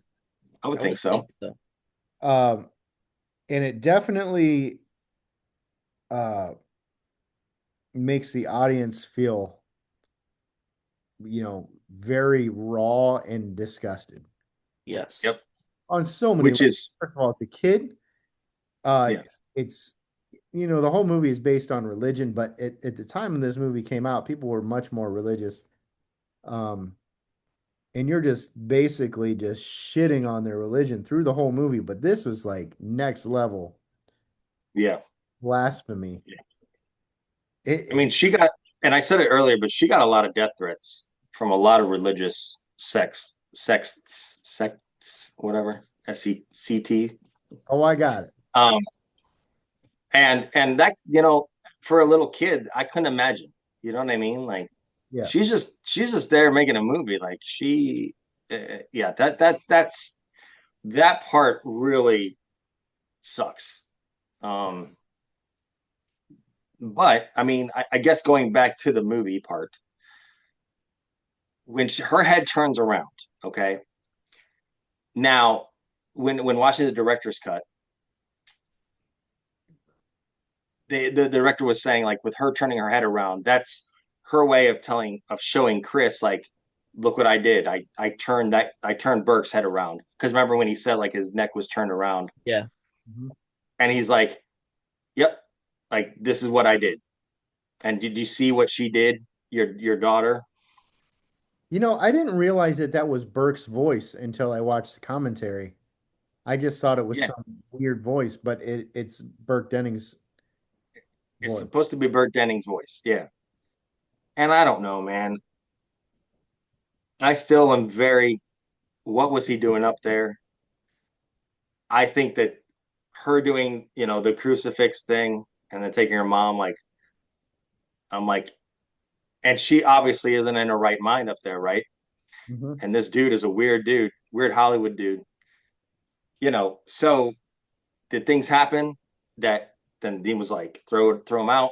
I don't know, but Uh, it very well could be. I never really thought about it. I never went that in depth with it. No, I Well, always did think it was weird that he was up there. yeah, Maybe she lured him up, you know, yeah. and twisted his head and threw him out the window. I don't know. Um, they made a whole separate Reagan for that scene, which is to my point. Why couldn't you make something else for the crucifix scene? But they made like a whole full size Reagan and a fake head that would turn around, which is actually it That's looked impressive. really good. I've Yeah. seen a picture of the two of them like sitting next to each other. She said that it made her feel really uncomfortable sitting next to it. Yeah. But yeah, so let's get past that scene. We're done with that. Okay. So now we see Karis again, and it's another scene where he's rising up. So you see him rising up. Um, so I guess at the time this movie was made, like there were really only like 3 or 4 cases of exorcisms like on the books, and Mhm. I guess that this was based off of an exorcism that took place with a boy, a little boy, a 13 or 14-year-old boy, and so a lot of the things that happened they took from that story. Um, so she goes and meets Karis on the bridge. I was like, "You have to come help me," and he agrees to come help. And so then this is the part where you see him rising up the stairs, coming in, and he goes in and um, sees Reagan, sees how she is, um, but he's not really sure. He's still not sure about it. Do you know what I mean? Yeah, so he has a conversation with Reagan, Right. right? And Well, does he record this one? no, this is before the recording. So this one is real quick, and she says something about his mom, Hmm. and he's like, "What?" It's like, "What did you say?" And this is when he was, and then when he, I guess, had said that he had, no, this wasn't the holy water, was it? I thought it was when he like Was it the holy water where he's like, "I have holy water," and threw it? yeah. She's like, Yeah, it burns, and it yeah, it blew. burns. And then he told Chris, he's like, "Listen, that was not real." But again, he kind of blows it off, and I don't know. It's kind of weird that he blew it off because just seeing her and the voices and that kind of thing, I don't know how you can blow it off. But again, he's battling his own inner things, so he's kind of not really focusing and paying attention, I don't think. Hmm. Um, but then it's enough for him to go back, right? Um, and when he goes in, uh, the one of the maids goes, "It doesn't like being tied up," and so now it's like at this point it's just the demon, 24/7, No Hmm. more right? Reagan. And he walks in, and then the famous line, "What an excellent day for an exorcism," or "What a great day for an exorcism." Hmm. Like this scene is really, I like this scene a lot because they like kind of have a back and forth, and the Hmm. demon's just sitting there like all content and smiling, just like chilling out. Opens the drawer, and closes it up. And then what does she say? Something about Oh no, wait, I'm sorry. That doesn't happen yet. That Well, doesn't happen yet. well, we could talk about that. He asked her to do that again. He said, "That's a neat trick. Do it again." Do it again. She's all in due time. Well, I don't. That's a display of power. That's something like. Much a vulgar display of power. Is it? Yes. Yeah, it's a vulgar display of power. That's a Yeah. vulgar display of power. So now I'm going to go back a little bit because Lieutenant, um, terrible with words, Lieutenant Kinderman. There's a shot of Lieutenant Kinderman. This is the first time that Father Karras goes there. He leaves, we know Reagan is tied up in the bed, right? Mhm. At this point, Reagan is tied up in the bed. Yeah.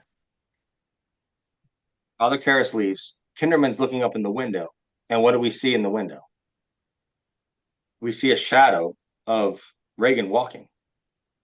I don't think I ever noticed it. So there's a shadow of Reagan walking, and I'll send you a picture that I'll or a little maybe a little clip I'll send you, and then maybe you can put that here. You see a video of Reagan walking. So then I started thinking to myself, I'm like, holy crap. I'm like, then I pieced it together with the vulgar display of power. I'm like, this demon is just straight up messing with everybody. This demon could kill anybody at any time they wanted to. Yeah. But that's not what's fun for the demon. What's fun for the demon is to mess with everybody, Hmm. to drive everybody insane. It would make sense that that's why Reagan was just able to go and with the paper mache go and desecrate. So that would make me think Reagan definitely went and desecrated the Virgin Mary. Um, Reagan was the one that with the crucifix just went down and grabbed the crucifix. And we really didn't even think about it, but Reagan was already tied down when she did the crab walk. Maybe I could be wrong on that, but the demon was always able to do whatever the demon wanted to. But that wasn't fun for the Yeah. demon. The demon was like, look, I'm having too much fun doing this. Megan, you think you have a little bit of power in this situation when you don't. There, So That's be when their you're MO. talking about Reagan moving around, um, as the demon, there's a behind the scenes uh, clip of her kind of like crawling and sticking her tongue out. You know what I'm talking about? Yeah, yeah. That looks like a snake tongue Yeah, it's almost. like she has this weird thing, and she's like crawling around. I don't know where the scene fits in exactly, but it's really unsettling, and I wish they would have put it in the actual movie because she's almost like animalistic, and then that tongue, Yeah. whatever she's doing, yeah, it's very unsettling. It's kind of weird, and I don't know, it makes me feel gross. I think the book has a part like that, and that's why I've never read the book, but from what I've learned, that because the book is able to do a lot more, Yeah. that was one of the things that the book did, where Mm. she was crawling around like that.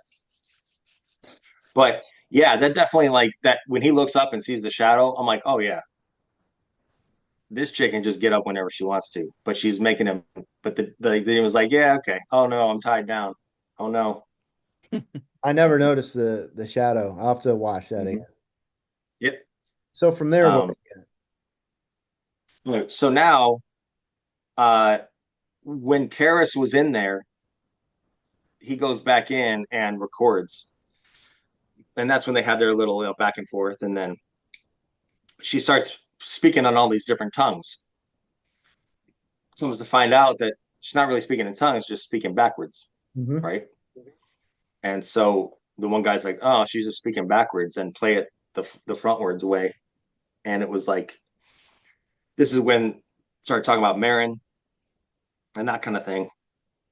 And you can kind of tell like and he thinks there's a bunch of demons in there because it sounds like a bunch of demons are talking to each other.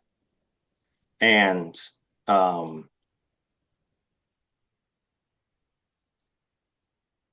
yeah, I don't know. This is she says the uh, facial expressions from Blair here are awesome.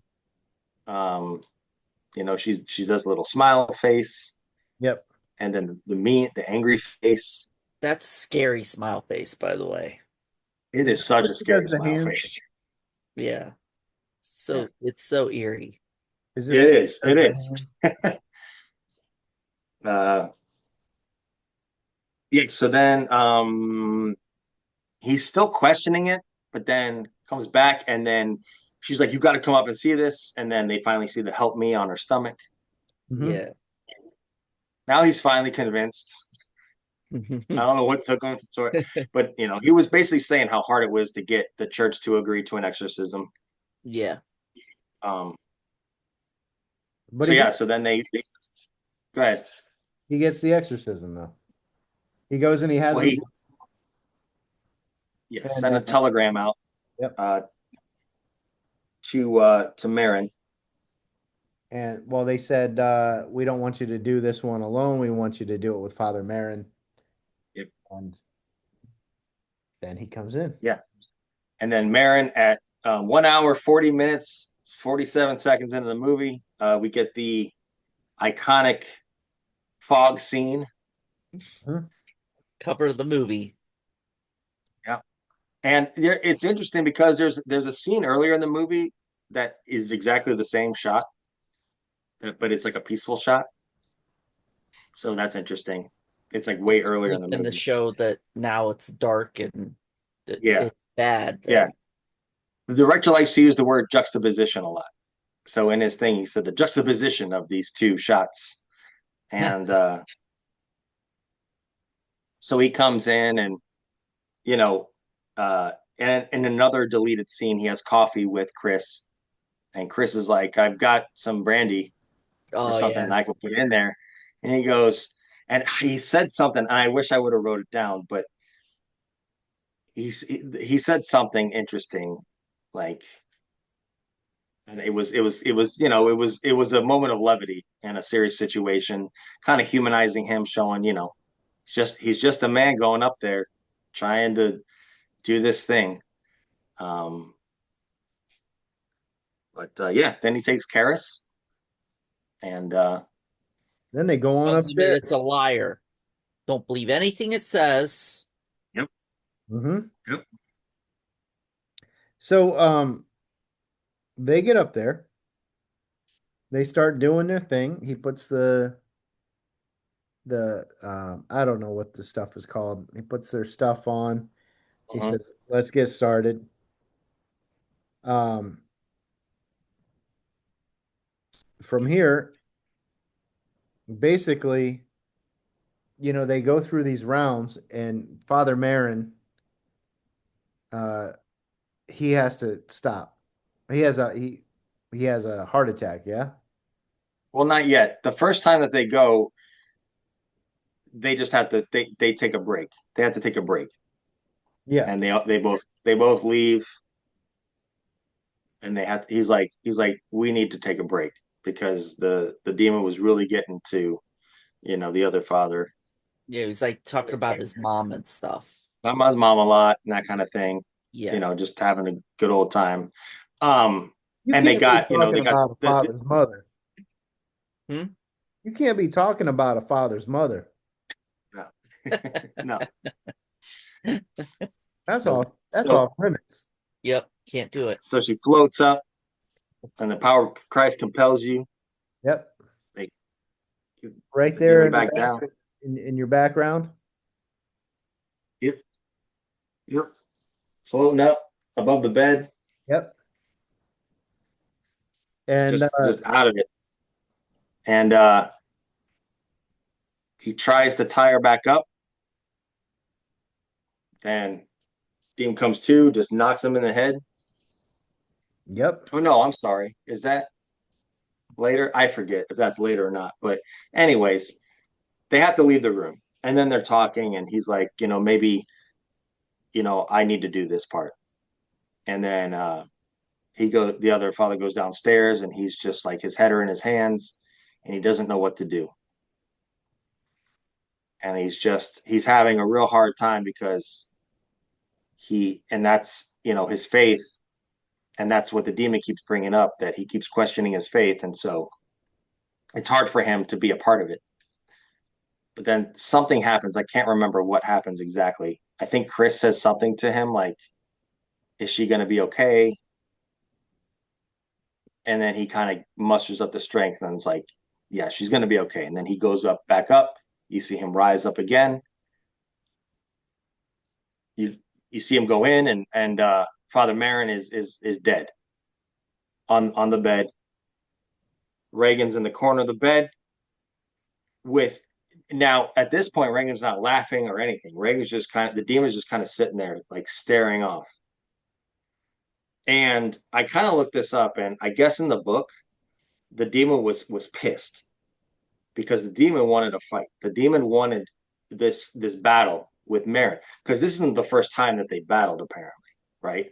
Marin won battle one. The demon basically in the book, the demon was like, "Come on, like, is this is it? Oh, you coward! You're gonna just die on me!" Like, and so that look on the demon's face, or Reagan's face, of just like you know what I'm saying? It was Very just like a blank, disappointed. Just yeah. just a disappointed blank stare. Like, is this it? Like, I've been having all this fun with these people, and this is it. For nothing. And then um, Father Karras comes in, and then Demon realizes, like, oh wait, I can still have fun. So then the demon like gets excited and starts laughing, and starts like, okay, I could definitely like have fun with this one. This one's not nearly as strong.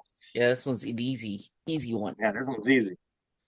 So I'm trying to find something and I can't find it discreetly, like in the middle of this video, but there is a fan theory about the straps on the bed. I don't know if you guys have seen this, but Mm-hmm. at the foot of the footboard of the bed, Hmm. there there are straps that are wrapped around it.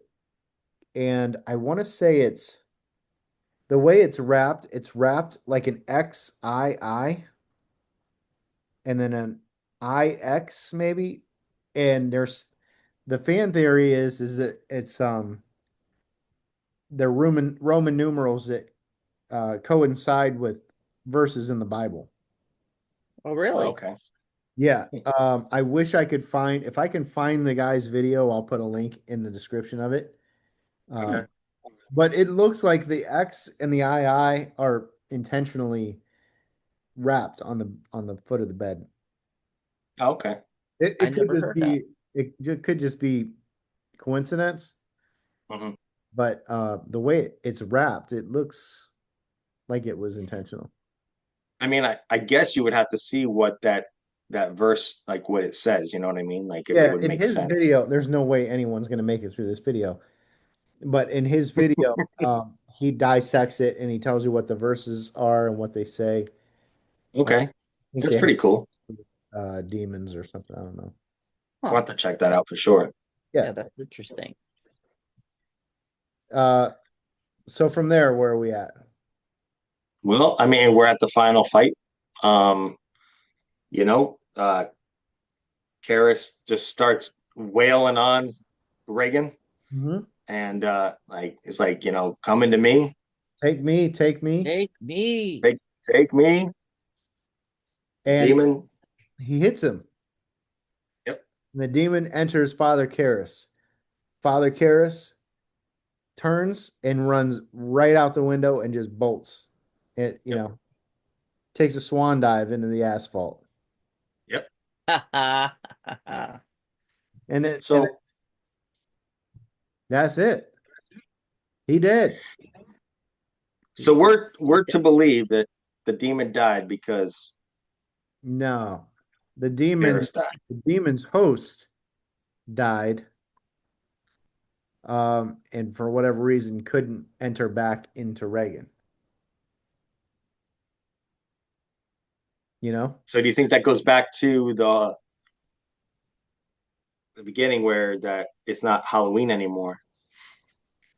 It very well could You be. can easily go back. Yeah, it could be. Maybe. So then, the Father Dyer comes in, and interestingly enough, Father Dyer is an actual priest, and so I read that it was hard for him to give the last rites because he's a real priest, and so it was hard for him to get really into it. Mhm. And so the director, Freakin, was like, "Do you trust me?" And he's like, "Yeah." And I guess he just hauled off and just smacked him in the face, and like that got him like worked up, and so you can see his hand shaking, like he's He- mad, but like yeah. So Yeah. That's how we got him to do that last scene. That's wild. Yeah, Smack me in the it's face, we're gonna have problems. they used to do, man. They did crazy things, man. When we do The Shining, that's gonna be some. Yeah, I'm gonna need a comfortable chair, some Guy needs drinks, to be crazy. Yeah. Red Bulls. So, so then they go back to she's better. Um, it's all it's light out. Um, Now Father Dyer is like saying goodbye to them to just to check on them, and they she has the medallion that they find at the beginning of the movie that matches up Mhm. to the medallion that he found in the beginning of the movie, and it's one of the saints. I want to say it's Saint James, but that might be wrong. Um, but she wants to give it to Father Dyer and say, hey, this was his. And I guess in the regular theatrical, he kept it, but in the director's cut, he gave it back. So the one I saw, he gave it back to her and say, "You guys take this Huh. and keep it." And then they get in the car and Um, they drive away. they drive away. Um, then Lieutenant Kinderman shows up, sees Father Dyer, and strikes up kind of the same conversation Yep.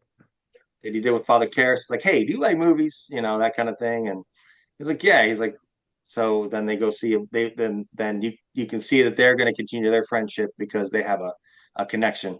Doesn't he say something like the same thing that uh Demi said earlier? Like, I've seen it. Like he's like, have you heard of this with Lucille Ball, whatever? And he's like, Yeah. it's playing up here. I've seen it, and he just like kind of gives him that look, like, yeah, you're just like your buddy. Yep, yep, yep. So But so that's the film. That's our breakdown. We basically talked you through the whole film. You don't need to Yep, watch it now. we're getting better. We are getting better. little bit.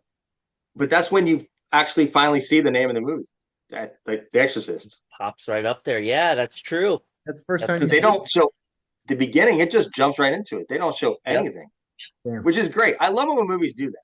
I don't know why. It's because like how like sometimes those movies they'll have the cat and it's like we're 5 minutes in the movie, you're still seeing castings come up, and it's like okay, enough. Yeah. Like And it sometimes gives away. There'd be like secret people in the movie that I would yes, like mm-hmm, be excited to, oh wow, I didn't know he was in it, but you see that and it kind of gives it away. yeah, yeah, But there is a lot more about this movie. Like I said, I didn't get to like really like I know what happens, but I don't know the time frame and when, so I'm not going to give out false information or anything without having it down. But I know they went through a whole lot filming this movie. Like mm-hmm, places burning down.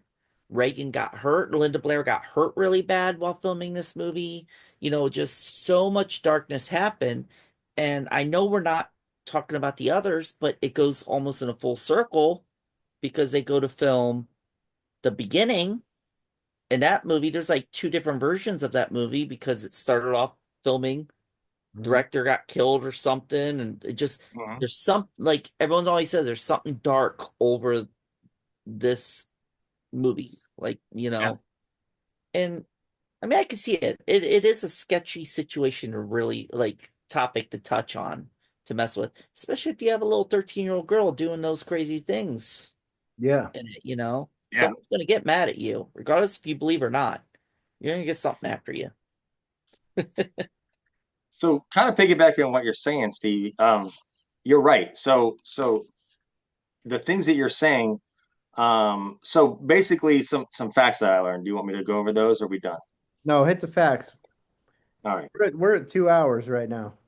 Okay. Hey, look, it is what it is. Yeah. So this is based on a true story case in 1949, the 13 or 14-year-old boy that happened near Georgetown. Um, so some weird things that happened in the movie. One of the carpenters, they lost a thumb. A crew member lost a toe. Linda Blair did sustain a back injury, and so did Ellen Burstyn, who played Chris. In fact, when she got thrown in that one scene by Reagan, With the when she dresser. screams, yes, when she screams, she's actually like that's when she got hurt. So that's a real Okay. scream of pain. Um, the entire house was destroyed except Reagan's bedroom. Huh. The whole house was destroyed except Reagan's bedroom. Wow. So it got so creepy and weird is that they actually had to they called a real priest in to bless the set. Wow. Um, we talked about Bateson already, who was convicted of murder. He was the radiography guy. Mhm. So remember when her neck turns, the sound of the neck was made by an old leather wallet that had credit cards in it. So they like twisted it and made that neck sound. They made the set as cold as -20 to like -30 degrees. So they Oh, could for the take a breath. wow. Yeah. Um, Why didn't they just CGI it? all right. Come on. Uh, let's see. Yeah, Father Dye was a real priest. And we've already talked about how the guy that played Marin was only 43.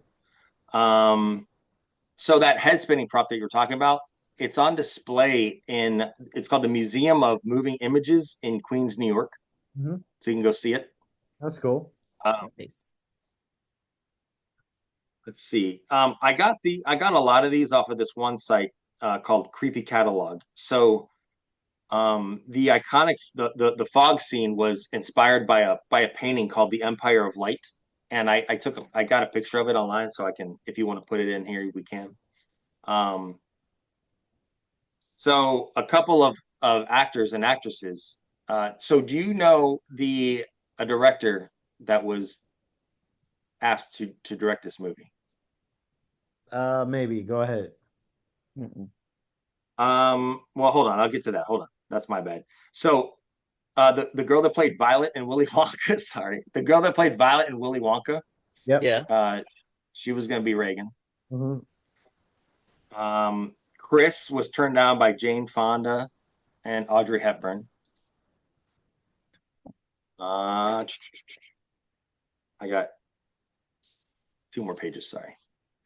Holy. Well, hey, sorry. Um, I, I believe the one that was going to direct it was, um, I don't know. I could be wrong on this, so I don't know if I want to say it. But anyways, Mercedes McCambridge was the one, and now she wasn't credited for the voice of the demon, so she actually sued. She actually sued them because they didn't credit her as the voice. So Wow. she was kind of pissed. Um, so Stanley Kubrick was the one that apparently turned on the film. Oh wow. Yeah, so he was supposed to do it and he turned it down. That would have been a I saw, crazy movie if yeah, Rick did Exorcist. yeah, it probably would have been completely different. Yeah, probably. Definitely. Yeah. Um, the actor that played Marin forgot his lines a lot of the time because of the things that Linda Blair was saying. Like it was very jarring to him, so he would forget what he was supposed to say. Uh, Father Karen was almost played by Jack Nicholson, which would have been really weird. Yeah, that would have been too weird. Yeah. Right? Yeah. Um, they almost had Marlon Brando in the movie, I heard but that. Friedkin didn't want. What's Yeah, up? because he would have overshadowed He everything. would have overshadowed, which I think a lot of these people would have overshadowed. Now I don't know how well known. I mean, Jack Nicholson was a pretty big actor at this time, I believe. So I think Uh, a lot of the. it was about the time. Isn't it about the same time as One Flew Over the Cuckoo's Nest? Because that was I like his think real so. big breakout role. So at Yeah, this time he wasn't huge yet. But give yeah, it because like The three Shining or four was. years after, it would have been. Yeah, because The Shining was 80, right? Yes. 1980. Yes. Yes. Um, So this film is banned. It was banned in the UK until 1999. That seems that's a long time. Um, it's still banned in the Middle East to this day. They Really? refuse. Yeah. Um, when the sound of the demon, when the demon leaves Reagan and goes into um, the father, the sound is pigs being led to slaughter. Yeah. That's the sound that they used. They had the demon like jumping, I Wow. guess, transferring, Ugh. Yeah, I didn't know. probably carrying. Oh man, let's see, Karis. Oh, the son of Mercedes McCambridge, who did the demon voice. Her son murdered his wife and two daughters, and then killed himself in 1987. Oh, wow. Yeah. So think about that. Like, so I mean, that's what, like 13 years later, and he Yeah. has a family, and he just is like one day it just kills them and kills himself. Wow. It's weird. That's weird. Jeez. Uh, bags of vomit or bags to vomit, bags to vomit in were handed out to people who had tickets to the movie. I'd love to have Um, one of those bags. In What's that? I'd love to have one of those bags in the monster room. That yeah, would be right. cool. Yeah. And Speaking of I've vomit, read this. I don't know. I went back into the movie and I really couldn't see it. So that would be something I could go back and maybe look for. But people say that there was wall art in Reagan's room, and some of the wall art was of the big bad wolf and of Hansel and Gretel yeah. to represent, the big bad wolf. And the big bad wolf had already changed to grandma, and Hansel and Gretel, the witch was chasing them, and Reagan was wearing the same clothes as the grand or the witch in the painting. I don't know. I didn't see it, but people said that was part of the movie. Speaking of vomit, uh, not to go back to the movie, but when Father Karras got puked on in the face, that pea soup was supposed to hit him in the chest, Yeah. actually hit him in the face. So his disgusted look was was real because like they were like, we're gonna hit you on the chest. She's gonna puke on your chest and just all up in That's it. great. That's so good Oh, because he does have a crazy look on his face. Just yeah. If Reagan would have had one of those vomit bags, You guys could have. Yeah, they never put a trash can next to her bed or anything. yeah. What else? Yeah, my final one is that this is the first horror film ever that was nominated for Best Picture. hmm. That's It pretty didn't awesome. win, but It is quite an iconic film. it is an iconic film. Fucking A. This is the first movie I ever heard of where people puked in the theater, passed out. I've heard of people passing out seeing the movie. So, I mean, it definitely made its impact for sure. Oh, Well, sorry. I got one more thing. My bad. go ahead. So I'm gonna call this. I'm gonna start a new thing Oh yeah, all right, yeah, yeah. for our podcast, and I'm gonna call it Product Placement Corner. So I noticed some product placements in this movie, and they're very subtle. I mean, some of them are not so subtle, but the product placement I saw in this movie was Coca-Cola. I Yeah. saw Noxzema. I saw a Sun-Made raisin. I saw Reynolds Wrap aluminum foil. I saw Ivory Snow, Arm& Hammer, Niagara Starch, and then there was a scene where you first meet the lieutenant under the bleachers. There's like 6 Pepsi cans just randomly there. So those are my product placements. And you know all Nice. those companies paid for that spot. I'm always fascinated with that, the product placement. So we're gonna do product placement corner from now on. I'm gonna try it. Is that Mike's thing, or are we all supposed to No, watch the it's product? it's anybody's. It's anybody's. Pay attention. If you see a product placement, Right on. Awesome. Because these aren't long enough, so we need to add stuff to them. Uh, All right, we that's really our should do another one on. We should really do one on the beginning though, yeah, we'll get to that. because it definitely Let's wrap this the fuck up. it definitely combines into like one film. We'll definitely do. Yeah. Um, that's our Exorcist rundown. Hmm. Whew. Did It's you say it was quick? It was gonna be quick. yeah. I gotta go to bed. Thank you guys for watching. Um, Monster Kid Or Media. not. That's The Exorcist. Nobody's watching this long. Two people, I bet. we'll have a couple, but not much. I'd say about like 3% of the audience. Usually, Even them, they're like, "Oh my goodness, it's how long?" usually it's Yeah. 1 to 2, but you can listen on Spotify on your way to work, and like one show will be, a week's long worth of transport. So, Yeah, True. there you go. all right, I'll leave the link for Spotify in the description. I'll leave the link for any of those other videos we talked about in the description. Thank you guys for watching, and Yes. we'll see you next time. Bye. Bye bye.